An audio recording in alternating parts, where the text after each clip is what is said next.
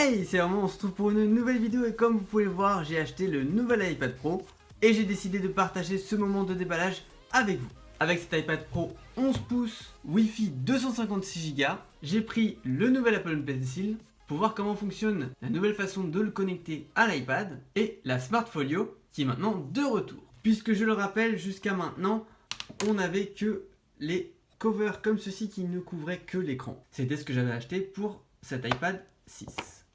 On va laisser les accessoires sur le côté pour le moment et on va déballer l'iPad.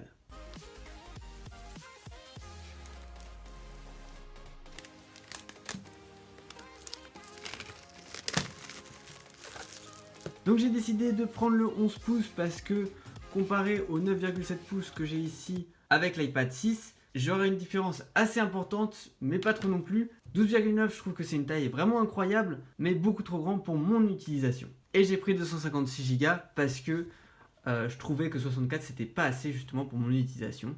Et notamment, j'ai pu voir ici que quand j'ai pris le 32, c'était pas assez. Pour ce qui est du Wi-Fi, j'ai tout simplement pas l'utilité du cellulaire, donc je n'allais pas payer en plus pour quelque chose dont je n'allais pas du tout me servir. Et pour la couleur, j'ai bien pris le gris sidéral parce que je le trouve beaucoup plus beau.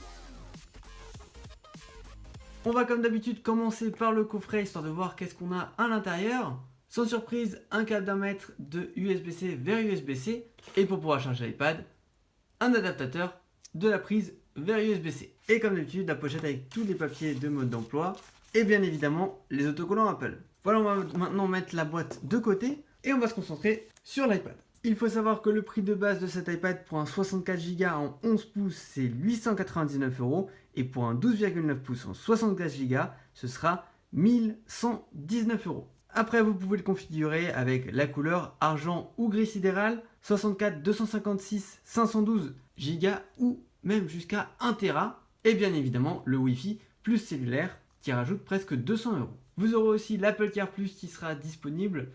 Personnellement, je l'ai pris à 139 € pour l'iPad 11 pouces parce que j'ai toujours peur de le casser.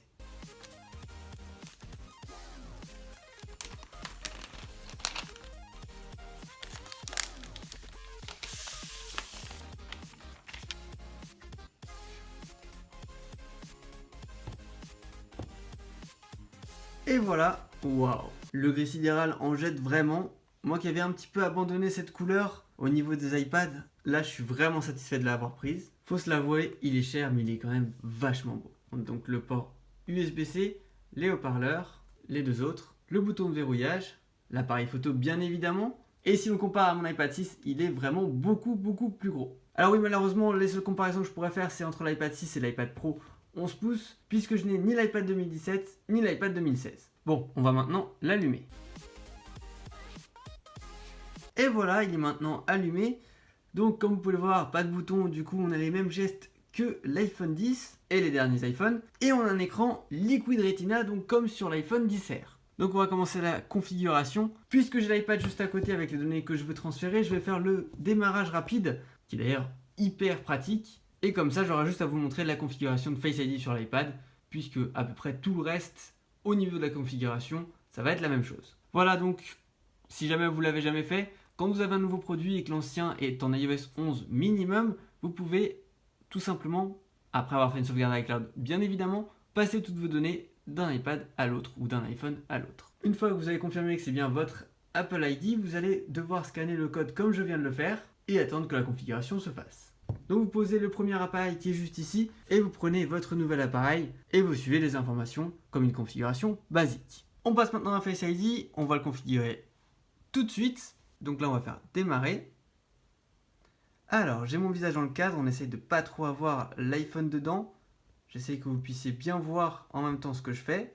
Voilà, normalement là ça devrait être bon. Voilà, normalement là vous devriez voir, j'essaie de mettre au point la caméra. Maintenant, vous pouvez voir que si je tourne la tête, c'est hyper rapide pour me reconnaître. Hop, la deuxième. Voilà. Voilà, c'est maintenant configuré. On va le tester une fois qu'il sera déverrouillé. On testera de déverrouiller avec Face ID, bien évidemment, une fois que la configuration sera terminée. Et voilà, donc si vous utilisez cette méthode, vous allez avoir cet écran qui apparaît juste après la configuration de Touch ID, Face ID, en fonction du modèle de l'appareil que vous achetez. Et si vous avez déjà fait une sauvegarde pas longtemps avant, vous pouvez utiliser restaurer à partir de la sauvegarde et il y aura la date qu'il faut, ou mettre à jour la sauvegarde. Et donc là, ça refera une sauvegarde, mais vu que j'en ai fait une il y a une demi-heure, ça ne me sert absolument à rien. Après, vous avez toujours l'option que vous avez vue en bas pour choisir de ne pas restaurer de sauvegarde. Mais bon, dans ce cas-là, je trouve ça un peu bête de passer comme ça. Donc voilà, on n'a plus besoin de l'iPad 6ème génération. On va le mettre de côté pour l'instant. Et on va continuer avec l'iPad Pro. Donc pendant que la restauration se finit, on va ouvrir les accessoires, histoire que ce soit fait. On commence par la protection.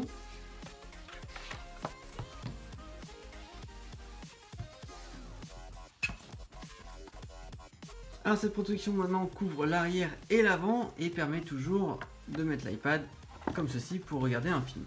Alors il se trouve qu'à l'arrière on a des petits aimants sur l'iPad, ce qui fait que quand on le pose, il va automatiquement s'aimanter à la coque, vous voyez, et du coup, hop, il est protégé. Et maintenant je peux le mettre comme ceci sans avoir à le tenir. Pour ce qui est de l'Apple Pencil, on va enlever le plastique aussi, même si on va pas pouvoir le configurer le temps que l'iPad n'est pas allumé, on peut au moins le déballer.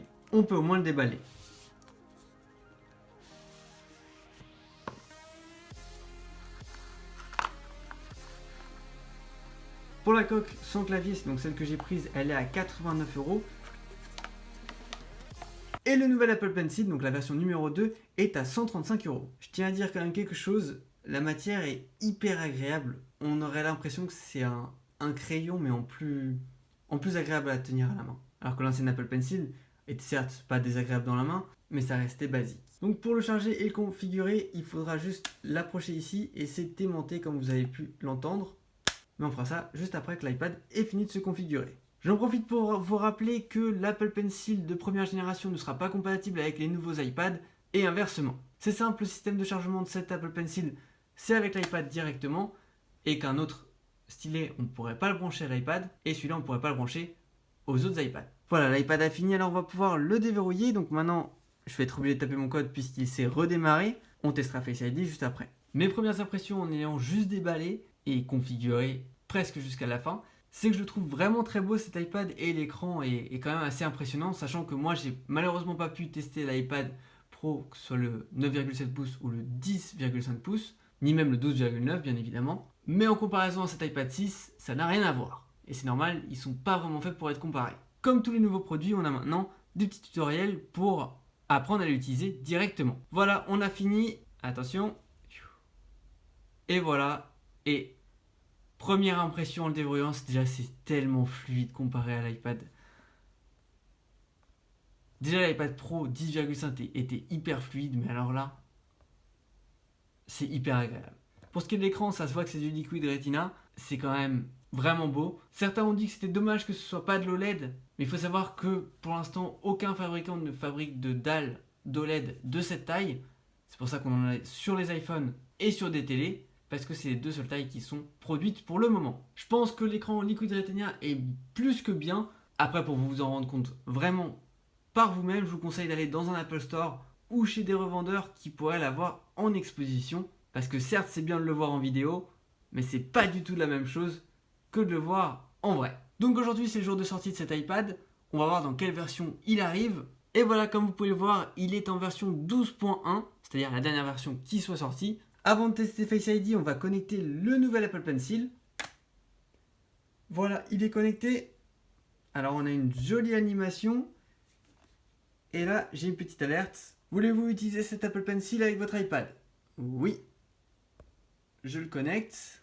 Donc on a un petit message de bienvenue pour l'Apple Pencil. Et effectivement, il y a une nouveauté avec cet Apple Pencil, c'est le double toucher sur l'Apple Pencil justement, ce qui permet de changer certaines options. Et maintenant qu'il est configuré et qu'il est jumelé avec mon iPad, on va voir juste ici la petite fenêtre qui apparaît Apple Pencil avec le pourcentage de la batterie. Et ça, c'est hyper classe. On va vite fait tester un peu le stylet. Pour être honnête, c'est très différent de l'iPad 6ème génération qui est donc, hormis les iPad Pro, le seul compatible avec l'Apple Pencil. Mais ça ne m'étonne pas, puisqu'on parle quand même d'un iPad Pro et c'est pas du tout le même budget.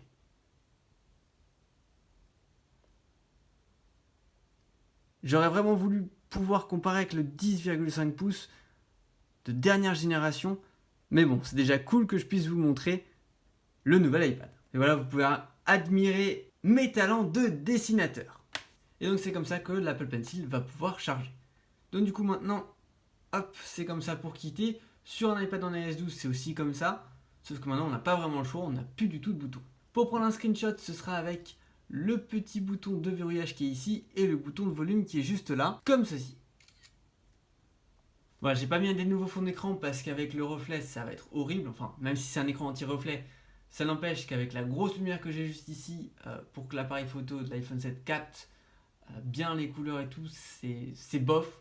Donc je vous mets le fond d'écran d'iOS 12, c'est quand même mieux que celui d'iOS 11, même si personnellement je préfère celui d'iOS 11. Donc maintenant qu'on sait prendre une capture d'écran, on va surtout tester Face ID. Alors là l'écran s'allume, le visage est trop éloigné, c'est normal. Donc le capteur il est juste ici en bas, et vous voyez il m'a déjà reconnu. Voilà, c'est hyper rapide. C'est incroyable. Bon, j'ai l'habitude avec l'iPhone XS, je vais pas vous le cacher, c'est à peu près aussi rapide. Mais là on a quand même la A12X Bionic. Et je pense que ça doit bien jouer là-dessus. Voilà, donc j'ai fini de déballer cet iPad, on a testé Face ID, il n'y a pas grand chose d'autre que je pense pouvoir tester à part le Pencil, mais c'est déjà fait. La coque, elle est déjà mise et on a déjà vu que c'était plutôt pas mal pour la tenir. Il faut savoir qu'il y a aussi une coque qui est un petit peu plus chère et qui vous permet d'avoir un clavier juste devant. Personnellement, je n'aurais pas eu l'utilité. Et voilà, cet iPad Pro n'est pas forcément pour tout le monde puisque c'est un iPad Pro. Il a donc un prix assez conséquent. Si vous avez juste besoin d'un iPad qui soit capable de gérer un Apple Pencil et d'être assez bon, l'iPad 6ème génération fera largement l'affaire. Je l'ai depuis sa sortie et honnêtement, je le trouve vraiment très bien. C'est juste que je me suis dit que j'allais craquer pour ce nouvel iPad. Mais en soi, pour mon utilisation, un iPad Pro n'est pas forcément nécessaire. Voilà, j'essaierai dans à peu près un mois, après l'avoir bien testé dans la vie de tous les jours, vous dire ce que j'en pense. En attendant, première impression, je suis vraiment très satisfait. Le fait d'avoir des bords beaucoup plus fins, plus de boutons et Face ID, ça change beaucoup de choses. Et d'ailleurs pour Face ID, vous avez pu le voir, il m'a reconnu alors qu'on était sur le côté et là aussi.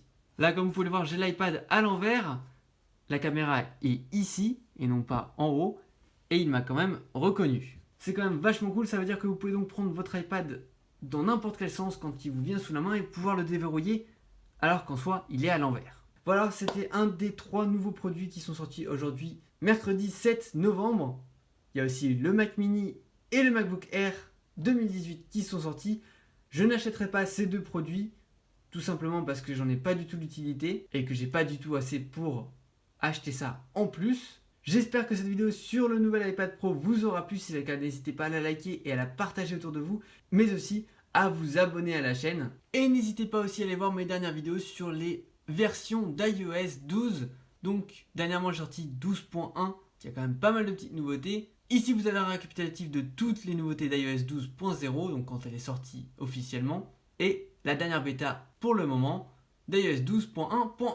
Et n'oubliez pas aussi de me dire qu'est-ce que vous pensez de cet iPad après avoir vu cette vidéo. Est-ce que vous comptez l'acheter ou non? Est-ce qu'il est déjà commandé? Voilà, bref, moi je vous dis à la prochaine. Ciao!